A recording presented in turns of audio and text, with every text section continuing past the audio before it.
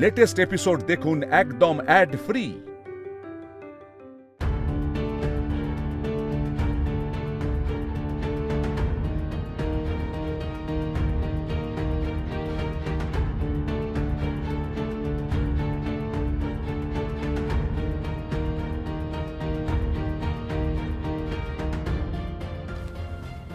আর কিন্তু 5 minute madam, তাড়াতাড়ি করুন।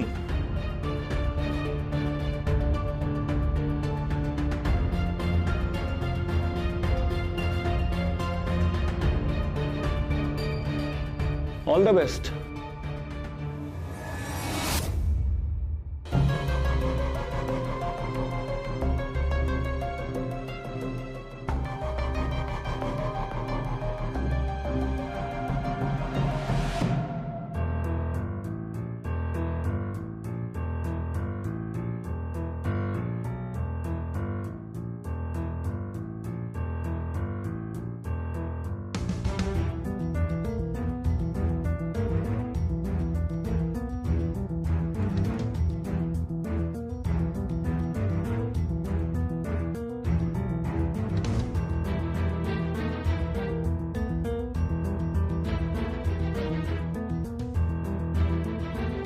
স্যার আমাদের জন্য কোনটা?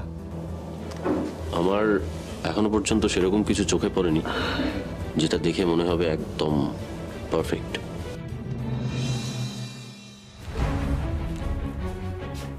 আর 10 সেকেন্ড আছে ম্যাডাম, এরপর তো আপনার এন্ট্রি ক্যান্সেল হয়ে যাবে।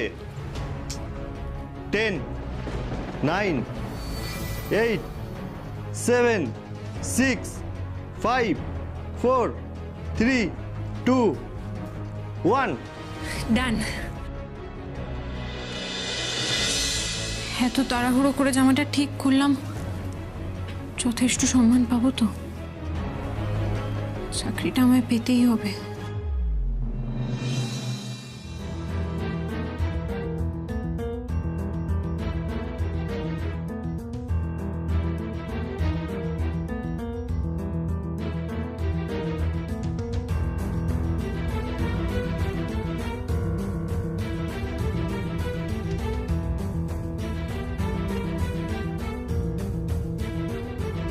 এরা সবাই আছেন। দাদা ভাইয়ের সাথে গিয়েও কথা বলতে পারবো না। আমি চাই না আজ আর কোনো ঝামেলায় জড়িয়ে পড়তে। এমনিতেই সকাল থেকে যা গেল, আজ আমার চাকরি পাওয়াটা খুব দরকার। আমার দিকে তাকিয়ে আমার মা বাবা সবাই আশা করে বসে আছে। তিতির, তুই চাকরি পেয়ে গেছিস মা? তাহলে আমাকে কাঁধে ব্যাগ নিয়ে ওই বাসে ঝুলতে ঝুলতে কন্ট্রাক্টরি চাকরি আর করতে যেতে হবে না, বল? হ্যাঁ, তুই চাকরিটা পেয়ে গেলে আমাকে আর গ্যাসের খরচ নিয়ে ভাবতেই হবে না। আমার বিয়ের পর বাবাকে আর তেনায় ডুবে থাকতে হবে না। আমাকে একটা মেকআপ কিট কিনে দিবি রে, আমি বিউটিশিয়ান কোর্স করব। ফ্যাশন ডিজাইনিং ট্যালেন্ট সার্চের বাছাই পর্ব শেষ। কোম্পানিগুলো তাদের পছন্দের ডিজাইন বেছে নিয়েছেন।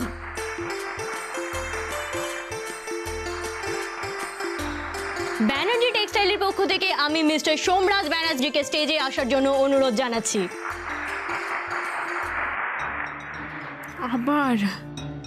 আবার ওই দিন নাম শুনতে হচ্ছে। আমার গোটা পরিবার আমার দিকে তাকিয়ে। ভগবান, ওই একটা মানুষের জন্য আমার গোটা পরিবারের স্বপ্ন যেন শেষ না হয়ে যায়।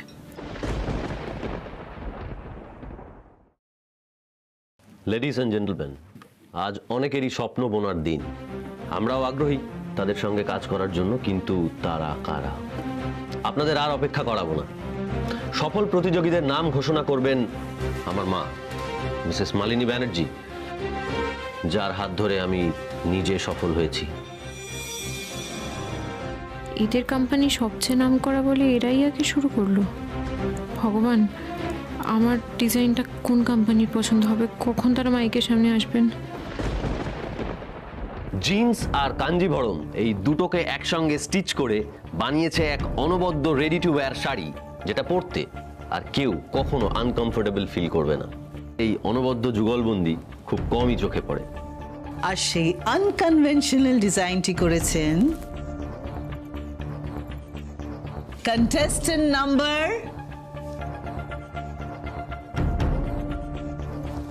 11. এলেন।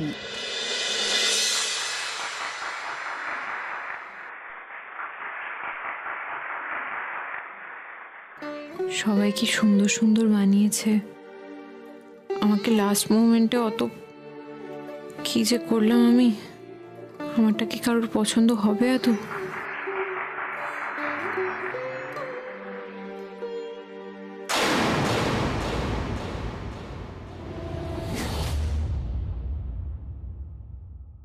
তবে এই সব কিছুকে ছাপিয়ে গেছেন একজনই, আর তার ডিজাইনটাই আমাদের সব থেকে বেশি পছন্দ হয়েছে।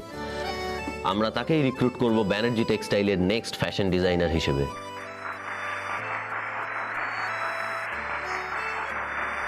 শুধু দৃষ্টিনন্দনই নয়, অর্গানিক, নেচার ফ্রেন্ডলি, দেশীয় জিনিস দিয়ে অনবদ্য ডিজাইনটি যিনি বানিয়েছেন,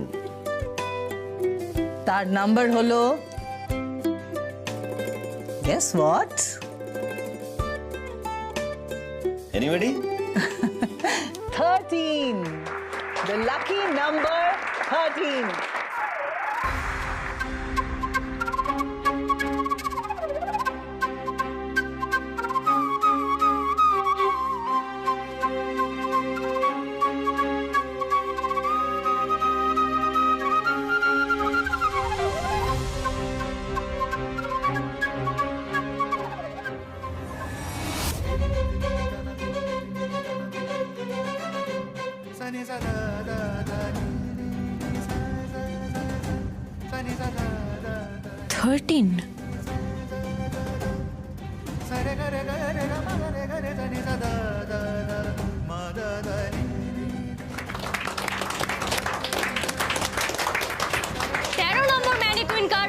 সামনে চলে আসুন।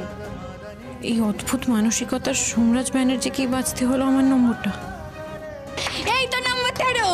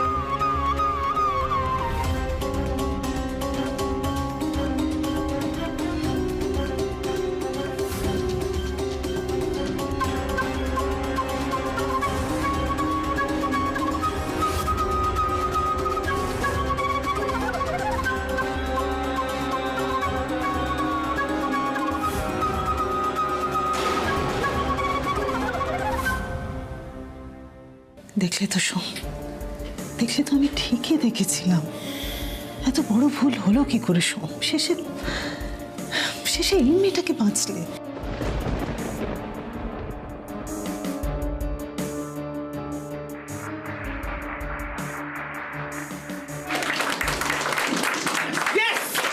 তিতির, কংগ্রাচুলেশনস। আমি জানতাম তুই পারবি। You have made it. I am proud of you.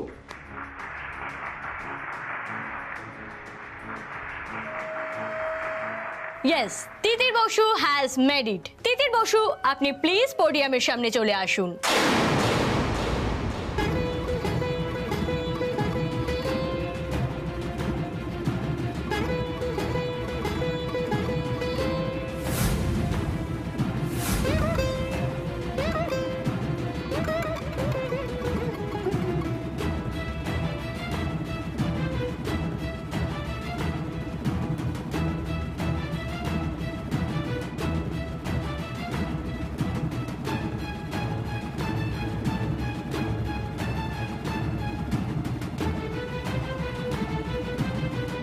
এই চাকরির খবরটা পাওয়ার পর তো আমার এইভাবে দাঁড়িয়ে থাকার কথা নয়, দৌড়ে যাওয়ার কথা অ্যাপয়েন্টমেন্ট লেটারটা নেওয়ার জন্য, আনন্দে নাচার কথা, মা বাবাকে ফোন করার কথা।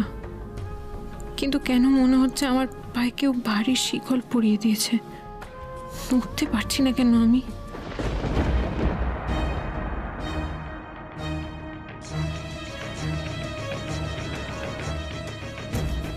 এই সোমরাজ ব্যানার্জির অফিসে চাকরি করতে হবে জানার পর থেকে আমার মনটাই খারাপ হয়ে যাচ্ছে।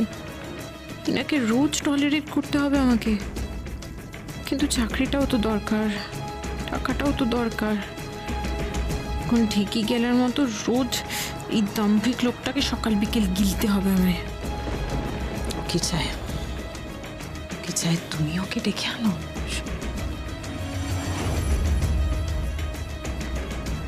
ব্যানার্জি টেক্সটাইলের পক্ষ থেকে মিস্টার সোমরাজ ব্যানার্জি তিতির বসুর হাতে অ্যাপয়েন্টমেন্ট লেটারটি তুলে দেবেন।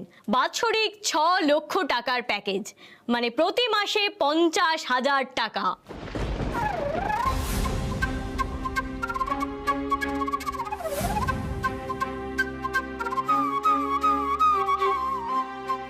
যা তিতির যা, তুই আজকে নিজেকে যোগ্য প্রমাণ করেছিস।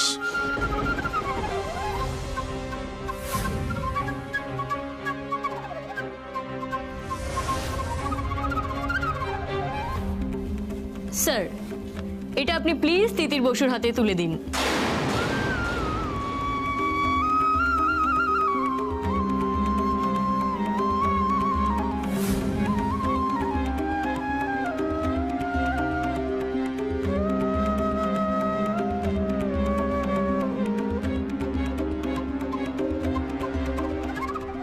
সোম ও চাকরি করবে আমাদের অফিসে?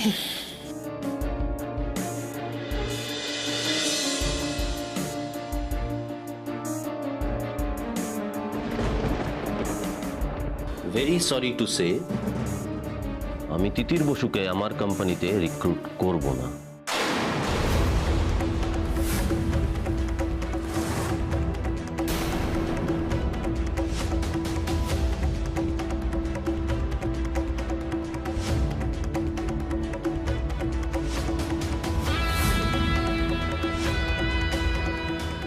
মানে রিক্রুট করবেন না? মানে আপনার আমার সাথে ব্যক্তিগত ঝামেলা রয়েছে বলে আপনি আমাকে ব্যক্তিগত জায়গা আর কাজের জায়গা গুলিয়ে ফেলার মতো ইমোশনাল ফুল সোমরাজ ব্যানার্জি নয়। আমি আপনাকে আমার অফিসে রিক্রুট করব না, তার কারণ হলো আমি আমার অফিসে কোনো মহিলা রিক্রুট করি না। আমার অফিসে পুরুষ এমপ্লয়িরা কাঁধে কাঁধ মিলিয়ে আমার ব্যবসাকে তারা এগিয়ে নিয়ে যাচ্ছে। তাই আমি একজন মহিলা এমপ্লয়িকে রিক্রুট করে আমার ব্যবসাটা কেন ডুবিয়ে ফেলতে যাব বলুন তো? মেয়েরা ব্যবসা ডোবায়? আপনি হয়তো জানেন না, না এই গোটা বিশ্ব সংসার মেয়েদের ছাড়া অচল। আপনি নিজেও অচল। কোনো সংসার মেয়েদের ছাড়া চলতে পারে না, কোনো কোম্পানিও মেয়েদের ছাড়া চলতে পারে না। আমাদের গোটা সমাজ ব্যবস্থায় আপনার লেকচার শুনতে এসেছি আমি এখানে। মহিলারা কি পারে আর কি পারে না সেটা অনেকের থেকে বেটার বুঝি আমি। আপনার যদি লেকচার দিতে হয় তাহলে যান, অডিটোরিয়াম ভাড়া করুন, সেখানে গিয়ে লেকচার দিন, এখানে নয়। ব্যানার্জি টেক্সটাইল আমার কোম্পানি। আমি কাকে রিক্রুট করব, কিভাবে রিক্রুট করব, কিসের বেসিসে রিক্রুট করব, সেটা এন্টায়ারলি আমার ডিসিশন। ব্রাভো, ব্রাভো মাই বয়। কি চমৎকার মানুষ আপনি। আপনার ছেলে এখানে এতগুলো লোকের সামনে দাঁড়িয়ে অন্য মেয়েদের অপমান করছে, আর আপনি একজন মহিলা হয়ে বাহবা দিচ্ছেন। মা হয়ে নিজের ছেলের ভুলটা শুধরে দেওয়ার জায়গায় ভুল পথে এগিয়ে দিচ্ছেন। এটাই বুঝি মারা করে, মায়েদের এটাই কর্তব্য, তাই না? দেখেছিস রাজ, দেখেছিস মেয়েটার দুঃসাহস দেখ। এতগুলো লোক এখানে, প্রেস আছে, সবার সামনে কিরকম অপমান করছে আমাকে। তুই আন্দাজ করে নে রাজ, তোর সামনে এরকম করছে, আগেও এরকম ব্যবহার করেছে আমার সঙ্গে। তুই আন্দাজ করে নে কিরকম ব্যবহার করে থাকতে পারে মেয়েটা। আমি আপনার সঙ্গে কথা বলছি, আমিও আশা করব আপনি শুধুমাত্র আমার সঙ্গেই কথা বলবেন। আমার মা অবধি পৌঁছানোর যোগ্যতা অনেকেরই থাকে না, তাই আমিও আশা করব আপনি সেই ধৃষ্টতা দেখাবেন না।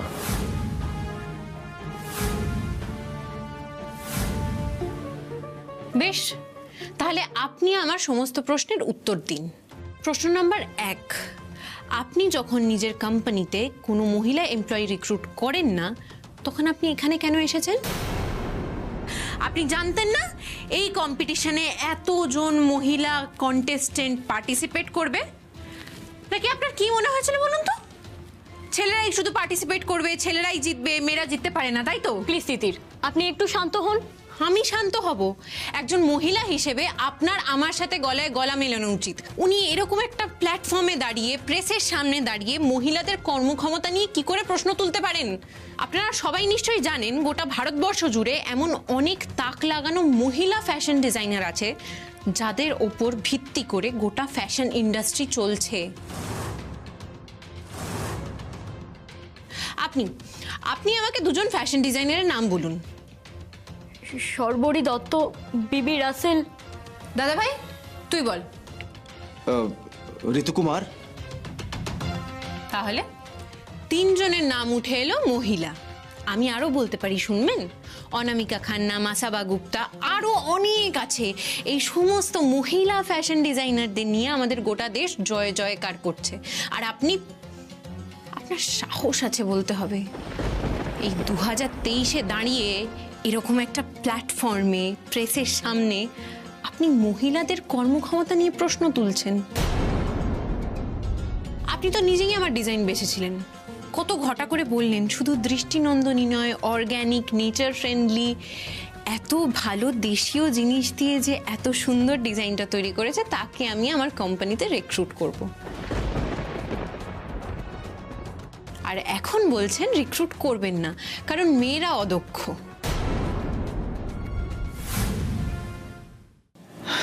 সোম, আমাদের সম্মান কোথায় মিশে যাচ্ছে দেখেছিস? আমাদের সম্মান মাটিতে মিশে যাচ্ছে। মাটিতে? যাদের পা মাটিতে পড়ে না তাদের সম্মান কখনো মাটিতে মিশতে পারে না। মাটিতে সম্মান মিশছে আমার ডিজাইনকে সিলেক্ট করা হয়ে রিক্রুট করা হচ্ছে না আমাকে। সবার সামনে আমি অপমানিত হচ্ছি। আপনার তো নিজের ডিসিশনের উপরই কোনো ভরসা নেই। ঠিক আছে, নিজের কথার দাম আপনাকে দিতে হবে না, কিন্তু আজকে এইখানে দাঁড়িয়ে সবার সামনে আপনাকে একটা কথা স্বীকার করতে হবে, আপনার সাফল্যের পিছনে কোনো মহিলাই রয়েছে। আপনার মা, আপনার গার্লফ্রেন্ড, কেউ তো রয়েছে। কে সে বলুন? আপনাকে স্বীকার করতে হবে। আমার সাফল্যের পেছনেও একজন আছে। আমার মা আমাকে মানুষ করেছে, কিন্তু আমার ব্যবসায়িক সাফল্যের পেছনে যদি কারোর অবদান থেকে থাকে তাহলে সেটা শুধুমাত্র আমার নিজের Somraj Banerjee. I am a self made man. আমার ব্যবসায়িক সাফল্যের পেছনে শুধুমাত্র আমি আছি, কোনো মহিলা নয়।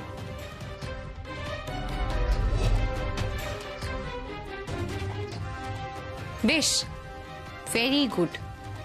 আপনি একটা কাজ করুন, আপনি নিজের একটা মূর্তি বানিয়ে সেটাকে নিজেই উন্মোচন করুন। যখন প্রয়োজন হবে তখন ঠিক করব, তার আগে এখন যেটার প্রয়োজন আমি সেটা করব।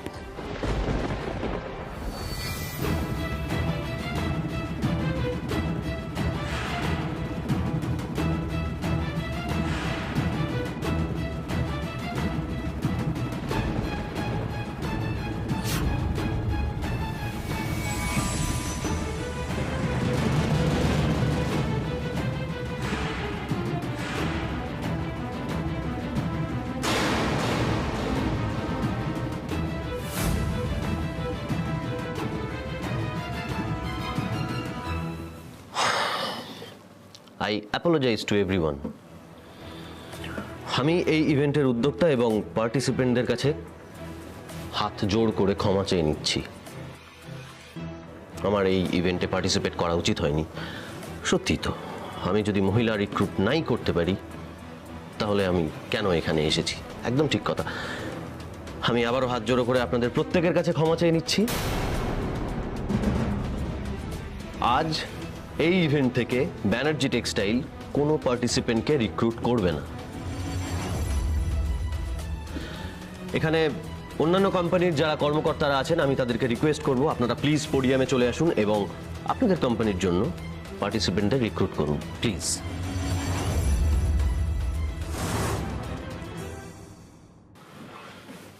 দাঁড়ান, আপনি এইভাবে আমার ক্যারিয়ার নষ্ট করতে পারেন না।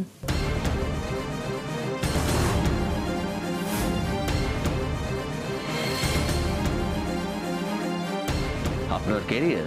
হ্যাঁ, আমার কেরিয়ার। আপনি আমার ডিজাইন করা ড্রেস পছন্দ করেছিলেন, 13 নম্বর টোকেনটা নিজের কাছে কুক্ষিগত করে রেখেছিলেন। সুতরাং অন্য কোনো কর্ণধারের কাছে 13 নম্বর টোকেনটা নেই, তারা আমাকে রিক্রুটও করতে পারবে না চাইলেও। আর আপনি এখন চুজ করে আমাকে রিক্রুট করছেন না। আপনি আমার ক্যারিয়ার নষ্ট করছেন।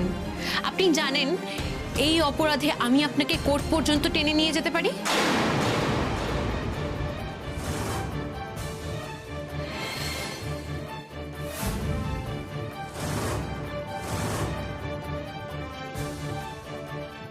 আমি আপনাকে যতটা চিনেছি, মানে ফ্রম দ্য ডে ওয়ান, যেদিন আমার অ্যাক্সিডেন্ট হয় সেদিন থেকেই আমি দেখছি আপনি কোর্টের থেকেও বেশি আউট অফ দ্য কোর্ট সেটেলমেন্টে বিশ্বাসী।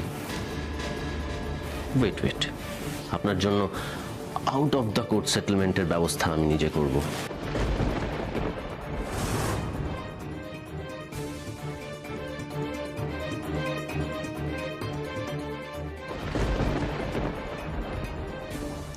আমার কোম্পানির হায়ারিং পলিসি, মানে যে অ্যাপয়েন্টমেন্ট লেটারটা আমি দিচ্ছিলাম, সেখানে পরিষ্কারভাবে উল্লেখ রয়েছে যে কোম্পানি তার এমপ্লয়িকে 1 মাসের নোটিশে বরখাস্ত করতে পারে এবং সেই কোম্পানি তার 1 মাসের বেতন সেই এমপ্লয়িকে দিতে বাধ্য।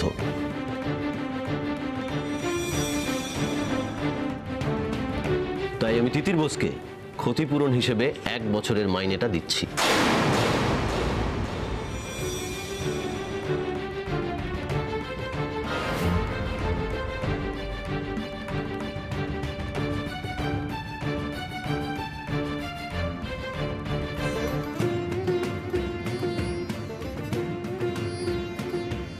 এই নিন ধরুন, এই আপনার out of the court settlement, 6 lakh টাকা।